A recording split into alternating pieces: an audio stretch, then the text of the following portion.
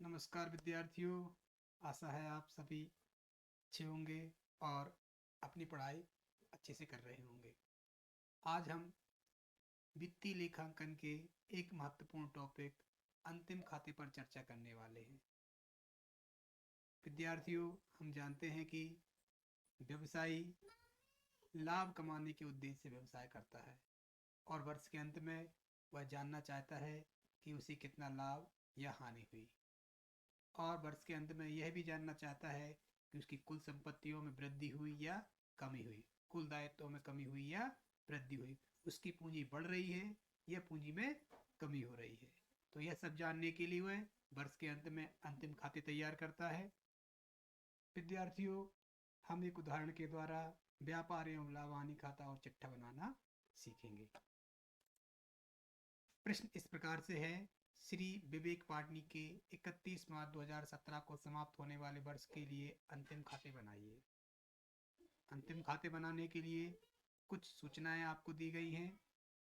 प्रारंभिक रहतिया 30,000, क्रय 3 लाख, विक्रय 4,80,000, विक्रय वापसी 12,000, क्रय वापसी 15,000, आंतरिक भाड़ा 9,000, मजदूरी 4,800, वेतन 28,800, बिजली व्यय 7,200, टेलीफोन व्यय 5,400, बीमा प्रीमियम 3,600, कमीशन 14,400, बट्टा 1,800, प्रिंटिंग एवं स्टेशनरी 1,500, विविध व्यय 2,100, अशोध ऋण 3,600, अशोध ऋण प्रावधान 6,000, पूंजी 2,08,000, आहरण 36,000, भूमि एवं भवन 1,80,000, उपस्कर अर्थात फर्नीचर 42,000, अधमरण अर्थात देनदार या ऋणी 24,000, उत्तमरण अर्थात लेनदार अर्थात क्रेडिटर्स 18,000, प्राप्य पत्र 6,000, देय पत्र 4,400, नगद शेष 7,200 और बैंक शेष है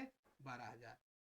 विद्यार्थियों, कुछ समायोजन भी दिए गए हैं, जिसमें पहला है वर्ष के अंत में स्कंद का मूल्य 36,000 रुपये था, पूंजी पर 5% ब्याज लगाना है, वेतन एवं मजदूरी के क्रमशः 2,500 और 1,000 अदत्त हैं, बीमा प्रीमियम के 600 रुपये पूर्वदत्त हैं।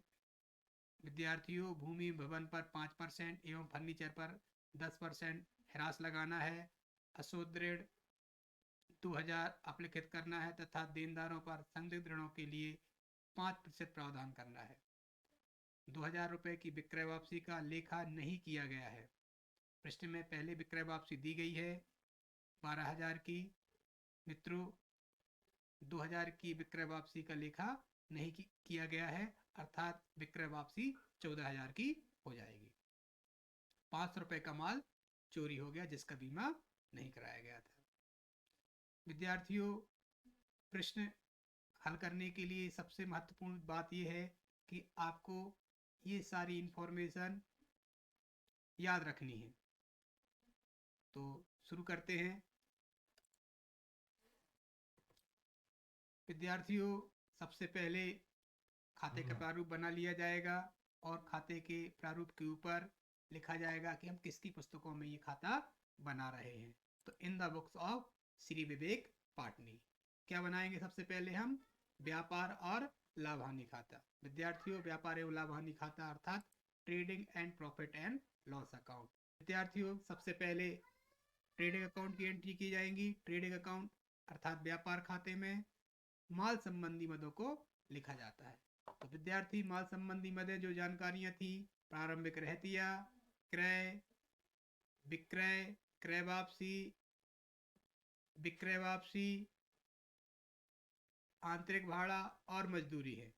और एक समायोजन में लिखा गया है कि वर्ष में स्कंद का मूल्य, अंतिम स्कंद का मूल्य जो है वो है 36,000 है। एक और दिया गया है 7वें नंबर पर 2,000 की विक्रय वापसी का लेखा नहीं किया गया है। विद्यार्थियों, 8वें नंबर पर जो माल चोरी गया है इसका लेखा भी व्यापार खाते में अर्थात ट्रेडिंग अकाउंट में किया जाएगा। तो विद्यार्थियों, इन मदों को हम व्यापार खाते अर्थात ट्रेडिंग अकाउंट में लिख लेते हैं। तो सर्वप्रथम प्रारंभिक रहतिया लिखा जाएगा, क्रय लिखा जाएगा डेबिट में, विक्रय को क्रेडिट में, उसमें से विक्रय वापसी को घटा दिया जाएगा, क्रय वापसी को क्रय में से घटा दिया जाएगा। ठीक है, तो लिखते हैं टू ओपनिंग स्टॉक कितना दिया गया है, प्रारंभ कह दिया 30,000 का, तो ये लिख दिया हमने 30,000। इसके बाद परचेस लिखा जाएगा, परचेस 3 लाख का है, इसमें से परचेस रिटर्न और चोरी गया माल घटा दिया जाएगा। तो रिटर्न 15,000 का है और चोरी गया माल गुड्स स्टोलन 500 रुपये का है। ये दोनों को जोड़कर 3 लाख में से घटा देंगे तो राशि प्राप्त हो जाएगी 2,84,500। विद्यार्थियों इसके बाद विक्रय लिखा जाएगा। क्रेडिट पक्ष में विक्रय है 4,80,000, विक्रय में से विक्रय वापसी को घटा दिया जाएगा 14,000।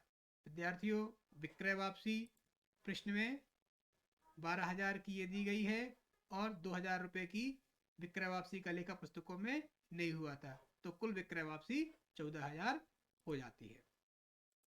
इस प्रकार से घटाने के बाद राशि प्राप्त हो जाएगी 4,66,000 रुपये। अब जो प्रत्यक्ष व्यय है उनका लेखा डेबिट में कर दिया जाएगा। टू वेजेस अकाउंट 4,800 रुपये, इसमें आउटस्टैंडिंग वेजेस को जोड़ दिया जाएगा 1,000, तो राशि बन जाती है 5,800 रुपये। टू कैरेज इनवर्ड जो है 9,000 का है, लिख दिया। विद्यार्थियों अब हम अंतिम स्कंद का लेखा क्रेडिट पक्ष में कर देंगे। By closing stock 36,000। विद्यार्थियों अब हम दोनों पक्षों का योग कर लेते हैं।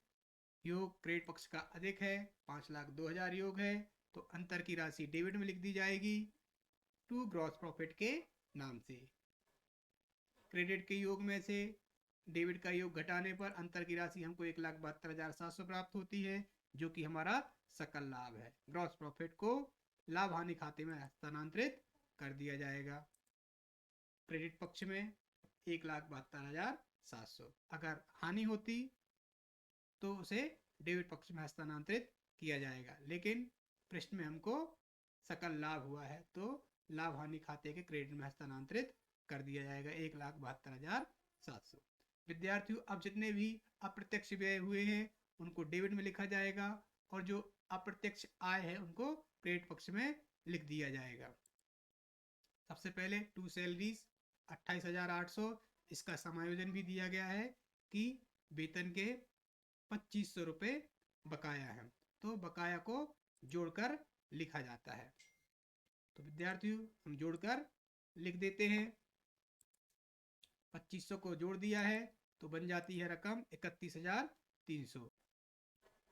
अब बिजली व्यय का लेखा होगा। टू इलेक्ट्रिक एक्सपेंसेस 7,200, टेलीफोन व्यय 5,400, टू इंश्योरेंस प्रीमियम 3,600। इसका समायोजन है, समायोजन का लेखा कर लेते हैं। समायोजन देख लेते हैं क्या है। बीमा प्रीमियम के 600 पूर्वदत्त है, पूर्वदत्त को घटाकर लिखा जाता है, तो लिख देते हैं माइनस प्रीपेड एक्सपेंसेस 600, प्रीमियम बन जाता है 3,000। इसके आगे to commission 14,400, to discount 1,800, to printing and stationery 1,500, to sundry expenses 2,100, to interest on capital, पूंजी पर 5% ब्याज लगाना है। तो विद्यार्थियों पूंजी दी गई है 2,08,000, 2,08,000 का 5% बनता है, वो यहाँ लिख दिया जाएगा 10,400। विद्यार्थी इसके बाद डेप्रिसिएशन लगाया जाएगा। डेप्रिसिएशन भूमि और भवन पर 5% लगाना है और फर्नीचर पर 10% लगाना है, तो लिख देते हैं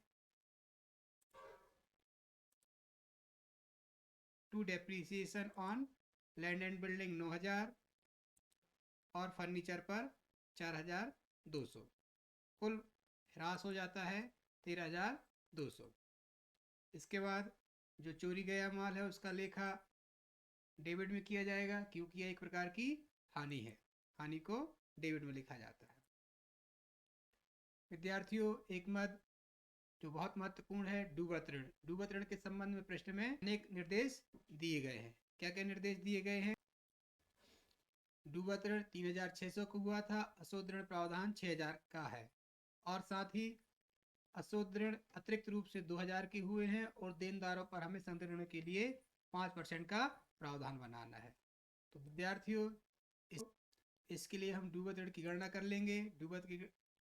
डूबत ऋण की गणना करने के लिए हम provision for bad dates account बनाएंगे, जिसमें इसका प्रारंभिक शेष क्रेडिट पक्ष में लिखा जाएगा 6000 रुपये, और जो डूबत ऋण हुए हैं 3600 रुपये के हमको तलपट में दिए गए थे, और 2000 रुपये के समायोजन में दिए गए थे। कुल डूबत ऋण हो जाते हैं 5600, इनको डेबिट में लिख दिया जाएगा। इसके बाद विद्यार्थियों, हमको पता है कि 5% का नया प्रावधान हमको बनाना है, जो देनदारों पर बनाए जाएंगे। देनदार 24,000 के दिए गए हैं, जिसमें से सेल्स रिटर्न जिनका लेखा नहीं किया गया था 2000 के माइनस कर दिए जाएंगे, और साथ ही अतिरिक्त डूबत ऋण जो हुए हैं 2000 के, उनको भी घटा दिया जाएगा। इस प्रकार से देनदार बचते हैं 20,000 के। इस 20,000 पर नया प्रावधान बनाया जाएगा, जो कि प्रश्न में लिखा गया था कि डूबत ऋण के लिए हमको संदिग्ध ऋणों के लिए 5% का प्रावधान बनाना है, तो 20,000 का 5% निकाल लिया जाएगा। तो 20,000 का 5% गणना कर ली जाएगी, तो आता है 1,000। यह 1,000 हम provision for bad dates account के डेबिट में लिख देंगे बाय बैलेंस सीडी के नाम से। इसके बाद दोनों पक्षों का योग लगाया जाएगा। डेबिट पक्ष का योग अधिक है 6600, अंतर की राशि को क्रेडिट में by profit and loss account के नाम से लिख दिया जाएगा, जो कि आ रहा है 600 रुपये। तो विद्यार्थियों, to provision for bad debts 600 रुपये लिख दिया गया है। इसके बाद दोनों पक्षों का योग कर लिया जाएगा। विद्यार्थियों, क्रेडिट पक्ष का योग अधिक है 1,72,700, अंतर की राशि डेबिट पक्ष में लिख दी जाएगी टू नेट प्रॉफिट, और इस नेट प्रॉफिट को चिट्ठे में पूंजी में जोड़कर लिखा जाएगा। यदि नेट लॉस होता तो उसे क्रेडिट पक्ष में लिखा जाता, और चिट्ठे में पूंजी में से घटाकर लिखा जाता। विद्यार्थियों, अब हम अंत में बैलेंस शीट बनाएंगे। तो बैलेंस शीट बनाने के लिए हम या तो तरलता के बढ़ते क्रम में लिखते हैं या घटते क्रम में लिखते हैं।